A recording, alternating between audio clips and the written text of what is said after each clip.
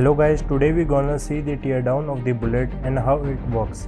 So without further wasting the time, let's get started.